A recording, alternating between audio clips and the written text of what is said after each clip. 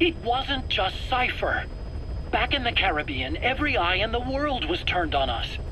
A private army, just a bunch of guys with guns, in possession of a nuke? Why wouldn't they be uncomfortable? And that's why you made sure the inspection happened. Well, I thought our best move was to prove to the UN through the IAEA that we had no nuke. Of course, I was against us having it in the first place, but that was Snake's decision. The boss wasn't responsible. Well, don't get me wrong, I still believed in Snake. I thought I was making the best decision for all of us, that's all. I figured we should get a third party to exonerate us before proof of the nuke did get out. And who better to do that than an organization with international authority? So the truth is, you took it upon yourself to agree to an inspection arranged by the UN. Only the inspection was a ruse, and Cypher Strike Force XOF showed up instead. I had no idea that would happen. Enough bullshit! Oh, sure, like I could have known. You know, I was just trying to prove our innocence to the world. What's wrong with that? We're not interested in the excuses you've thought up. The truth is objective. Just see it from my point of view. You led XOF to the control tower. They seized it, giving them complete control over the base. Moments later, they detonated C4 on the strut legs. Anyone who'd managed to survive was hunted down by the assault force and their choppers. You can't believe I did that on purpose. That was the end of Mother Base. But it wasn't the end for you. How can you... Look, think about it. I lost something too. I built Zeke and it got buried underwater. I am a victim. That raises the big questions. Why were you the only one spared? You got away without a scratch. Why did Strangelove leave the base on the eve of the inspection? You two were close. Strangelove? And how did you manage to build something that surpasses Zeke in every way? Because you did everything they told you. You're the only one who didn't lose a thing. That is the truth. I was taken away against my will. Skullface forced me to do his research these past 9 years. He used me. I lost 9 years. 9 years. We all lost 9 years. It wasn't just you. I suppose blaming me makes you feel better, does it? But who's gonna give me back all the time I lost? You're not getting anything back. You're not a victim here, Emmerich. You're the perpetrator. I didn't know anything. Nobody can back that up. Yeah, all the evidence is at the bottom of the ocean. You know the hardest man to break. The type who's fooling himself. That takes time. It's easier to live a convenient lie than a painful truth. Is that the piece you've chosen, Doc? I'm not lying. Of course. Just let me check one or two things. On that day, you were in the control tower with them. Lucky you. That's how you got out unscathed. And you escaped on one of their choppers. Only you, right before the base went under. They had me blindfolded the whole time. I've never been so scared. The whole flight, I thought they'd kill me. But thinking of you kept me going. My comrades, all the way. And? There was a plane journey, and then we traveled by road. When they finally took off the blindfold, I was in kind of a warehouse, on the floor. Afghanistan, it was that research lab. I couldn't believe they'd taken me halfway around the world. And soon enough, he came. Skullface. He's the one who's really behind that Mother Base attack. He forced me into that research. What kind of research? He told me to build a bipedal walking tank for the Soviet Union. Like Peace Walker. A system that could fire an ICBM-class nuclear weapon. That's how the Sahelanthropus project got started. Sahelanthropus. Those AI weapons I'd made in Costa Rica were like toys by comparison. A whole world apart from reptilian four-legged crawling and that ridiculous hunched-over bipedal waddling. My design evolved to the dawn of mankind, Sahelanthropus, the first steps towards humanity. An upright, bipedal weapon system. Originally, Sahelanthropus was going to be a manned weapons platform. I designed a cockpit in its head, and I planned to fill it with water as a buffering agent. Like how Paz modified Zeke for human control. Don't compare me to some amateur. I designed it for human control from the beginning. The problem was miniaturizing the posture control AI. You remember the reptile pod? The AI that controlled your unmanned weapons. Attaching it externally makes it vulnerable, so this time I wanted it beneath the armor. Meaning I had to make the AI smaller. I got it down to less than 1/10 the size without any loss in computation speed. But it was still too big for the cockpit. There wasn't enough room for the pilot. If I made the head bigger, its body would have to be bigger to support it. Too big to be practical. In the end, human piloting was taken off the table. I tested a remote control system too, but there was the time lag and I wasn't satisfied with its precision either.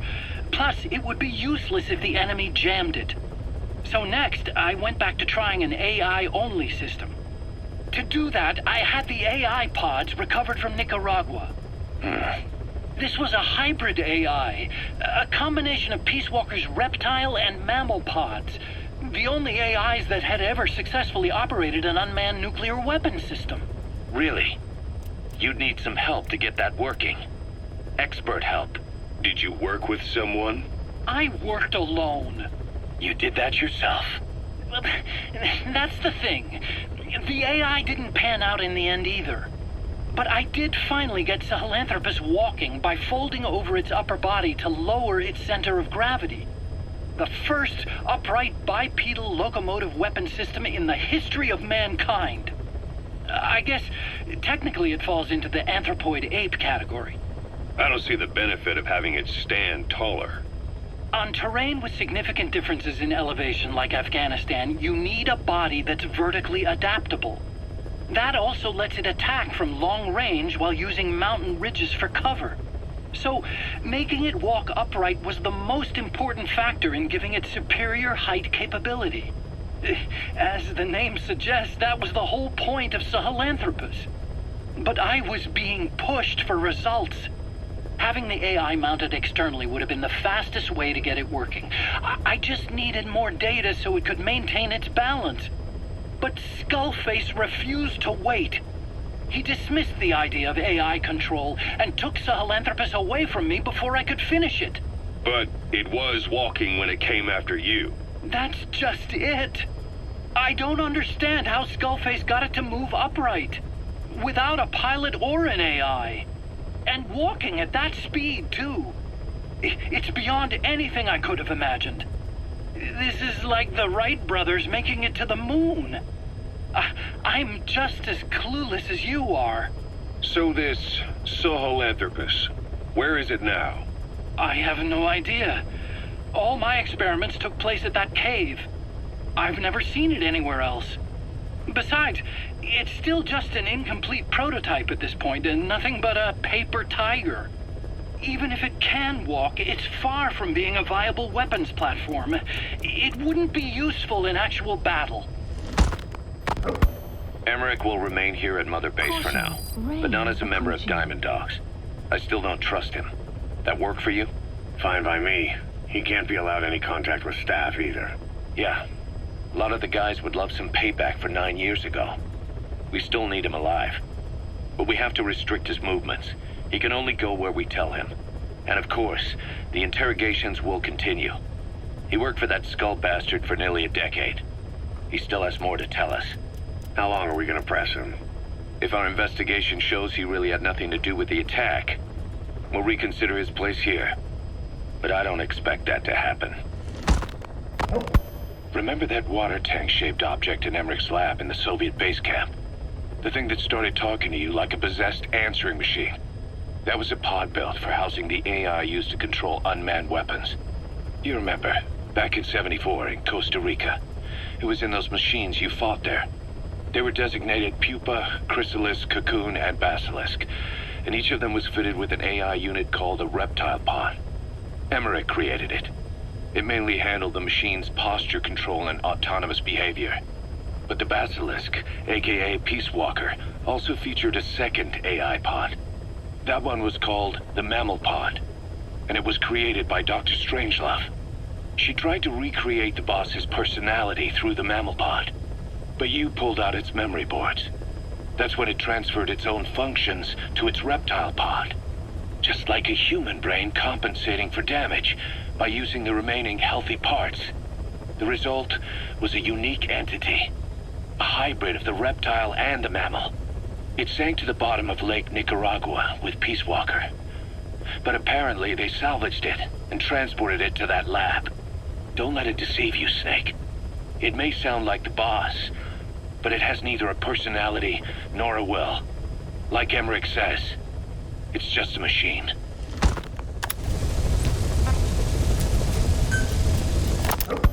Ever since the attack on your unit 9 years ago, the name Big Boss has become known the world over. What do you mean? Those of your men who survived traveled far and wide. They fought throughout the world. In fact, they're part of the reason we have all these PFs now. Every one of them suffered their own phantom pain from losing you. Talking about you wherever they went helped to heal their wounds. Your actions and words, your legend, has been told on every battlefield they've set foot on. Obviously, as the tales have spread, the truth's been distorted, painted over. Big Boss sacrificed himself to show us the threat that Cypher poses. He sounded a warning, so it goes. A warning? Too much power destroys the hands that hold it. Apparently, you chose to be a living example of that. I never said any of that. The moment any truth is passed on, it starts turning into fiction.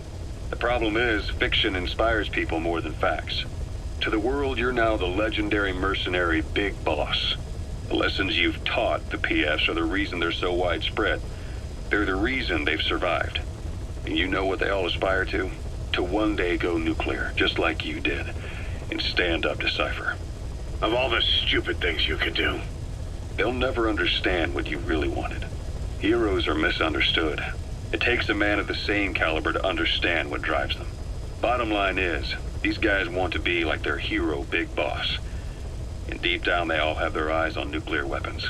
They say that a nuke is the only means of standing against Cypher. But these days it's becoming little more than a slogan to rally the troops and survive in a cutthroat business. Currently, there are 3 major PFs who've expanded into Central Africa. CFA, Rogue Coyote, and Zero Risk Security. HEC's investigations have shown there's almost no overlap between their areas of operation. It's not so much a turf war, more like they have a gentleman's agreement. If you do cross paths with them, you probably won't have to face more than one at a time. Still, don't expect a walk in the park. The CFA, Contract Forces of Africa. These guys are a major player. Their head office is in Pretoria, South Africa. That's also where the South African Defense Force is headquartered. We think the two are closely connected. An HEC investigation revealed that most of the CFA's operators are former SADF soldiers. South Africa has been locked in struggles with neighboring regimes for years. That means constant action. And we know better than anyone that's the best kind of training. A company drawing its recruits from hardened military vets. You can bet they know how to handle themselves. Do not underestimate them. Within the CFA is a company of soldiers made up mainly of locally hired operators. They speak Afrikaans to communicate with personnel from the CFA. But if you notice any speaking the local language, that's them. Though hired from the local population, they were originally part of a paramilitary group, so they'll have plenty of combat experience. And unlike their days shooting junkyard rifles out of beat-up pickup trucks, the CFA now supplies them with the latest gear from the West. On top of that, they've been combat trained by the South African Army. All that adds up to a much stronger fighting force. So don't brush them off. Look at the Angola-Zaire border region. The east bank of the Munene River in particular. It's a microcosm of a problem that stretches all across Africa. There's a civil war going on in Angola fought between the government MPLA and the Western-backed UNITA. Zaire is still a dictatorship under President Mobutu, but numerous uprisings have broken out in its remote regions. With all the trouble elsewhere keeping their hands full, neither government has control over their side of the border. They depend on militias and PFs, as do the rebels. Government forces, guerrillas, militants, groups of all shapes and sizes hawk whatever resources they can to hire PFs. Conflict brings PFs. PFs expand the war zone, and more conflicts erupt in a continuous chain reaction. Sounds like our kind of work. Mother Base could grow by leaps and bounds. There is going to be a kind of festival held on Mother Base. They are calling it Peace Day. Snake and his men may be without a nation, but they are still an army, and that means sometimes they have to fight the bad guys. Of course, they should not fight at all. It is obvious to me that any problem can be solved with reasonable discussion. Maybe Snake and the others think so too, because the idea is to set aside war for 1 day a year and relax in peace. I do not know how it came about, but apparently Snake and Miller got the idea while they were talking, and everyone on Mother Base went along with it. To think that deep down they all share a love of peace, that makes me happy. But never mind that. Somehow I have ended up singing on stage.